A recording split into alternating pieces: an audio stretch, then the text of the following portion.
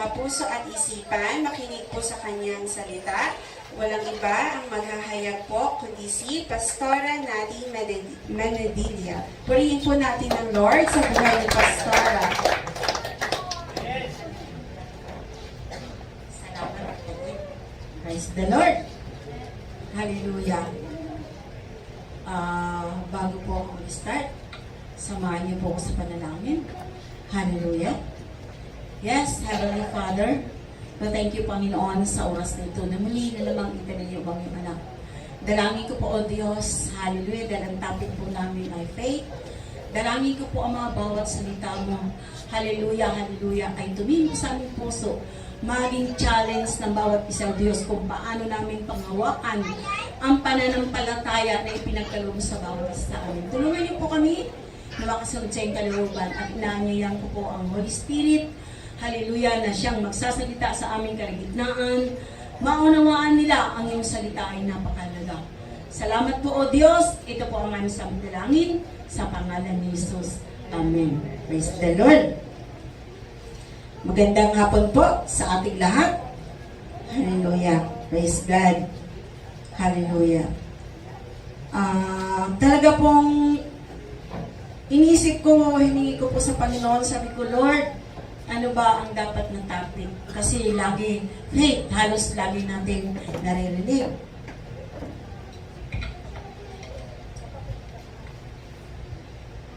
Hallelujah. Hallelujah. Ano ba ang pananampalataya?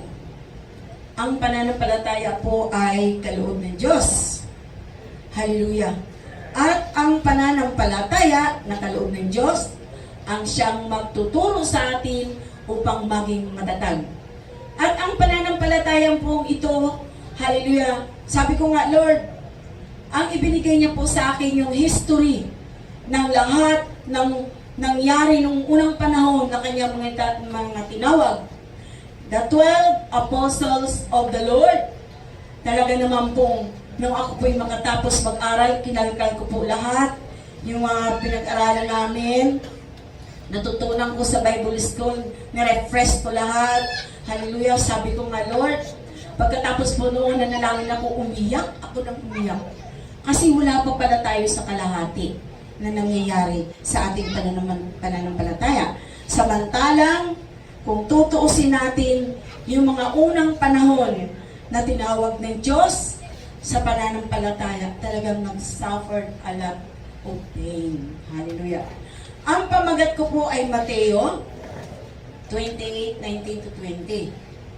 Ang teksto pala. At ang title, dahil po sila talagang ino-offer nila ang lahat hanggang sa kamatayan, pinamagatan ko pong, Lord, our life is yours. Di po ba? Talaga ang buhay natin ay sa Panginoon. So, gusto ko pong basahin at bigyan ng pasasalamat sa Panginoon. Nanawa, makakuha tayo ng aral doon sa mga unang tinawag ng Diyos. Sabi nga, ang salitang martyrs is a famous history that happened on the 12 disciples. Yung nangyari sa kanila ni Kristo before Jesus ascended to heaven. Nang siya po ay umakyat sa langit, siya po ay nagbilin sa kanyang mga apostol. Sabi niya po, go, make disciples of all the nations, baptizing them in the name of the Father and the Son and the Holy Spirit. Verse 20, teach these new disciples to obey all the commandments I have given you. And be sure of this, I am with you always, even to the end of the age. Hallelujah. Talaga pong, iyon ang kabilin-bilinan ng Panginoon na ihayag ang kanyang salita at gawing disipulo ang lahat ng bansa at bautismuhan sa pangalan ng Ama at Anak. Ginawa po nila yun. Ngayon, hallelujah. At nang sila po ay nangangaral na, hallelujah, hallelujah, marami pong tao ang na-convert into Christian. Kahit na po dumanas ng mga pag-uusig, katulad po ng stoning, yung pagbato, burning, sinunog, skinning alive. Grabe po, talaga. Kaya ako iniiyak po dito ang pinag-aaralan ko. Crucified, thrown into boiling oil, and others sowing nilagari, and us at pinalakol. Hallelujah. Ginawa ba nila? Yun ang tanong ko dito. Ginawa ba nila? But where? Nasaan na sila ngayon? And anong nangyari sa kanila? Dahil sa kanilang pananampalataya at tagasunod ni Kristo, sila po ay nalagay sa kamatayan. Hallelujah. Ngayon, unahin po natin si Bartolome. Si Bartolome po, hallelujah, hallelujah, isang apostol ng Panginoon, skinned alive. Binalatan po siya ng buhay. Sa atin po sa ngayon, hindi pa po nangyayari yan. Sa history po ako, bago na po yung ano.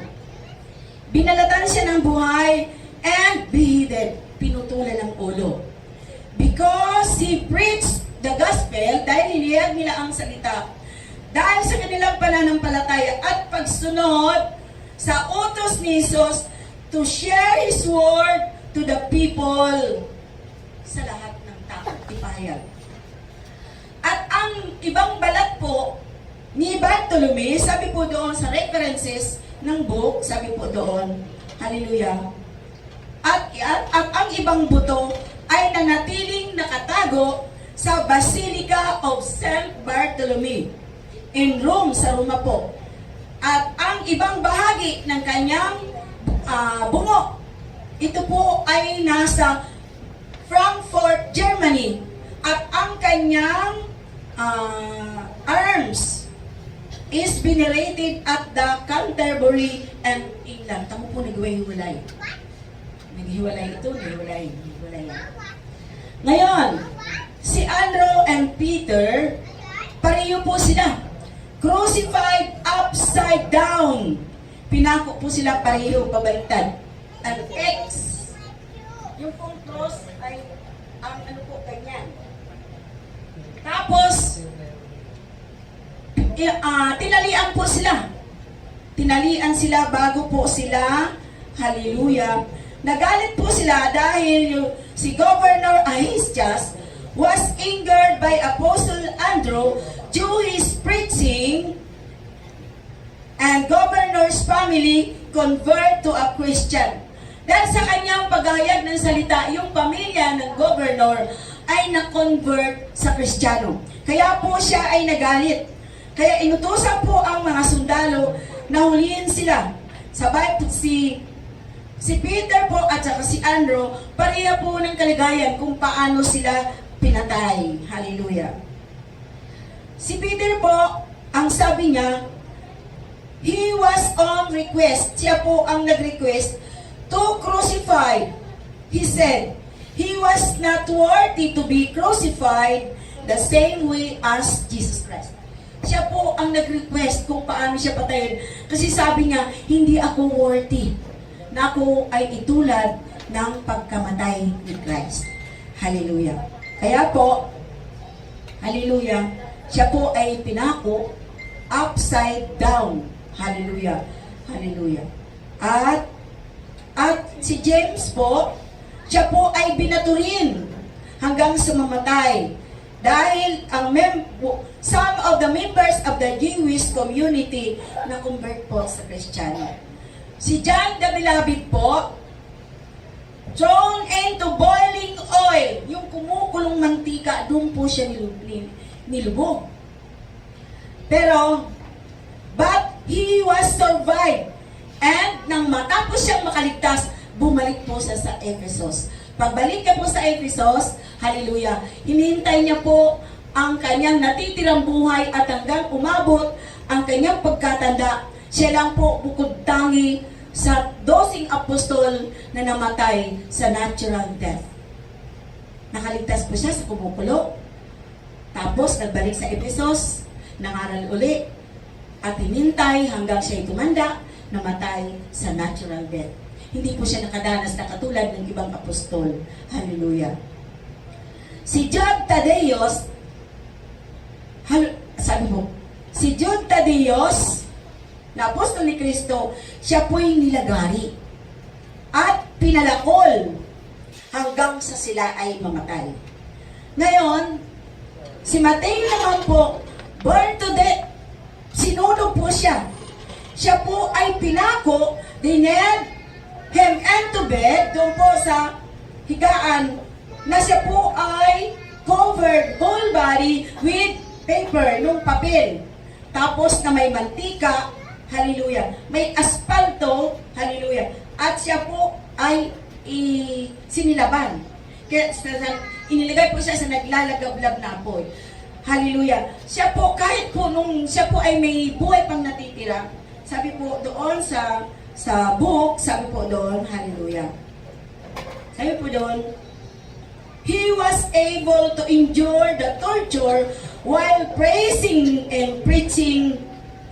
Nagpupuri siya, nangangaral habang siya po ay sinusunog, and then eventually he died.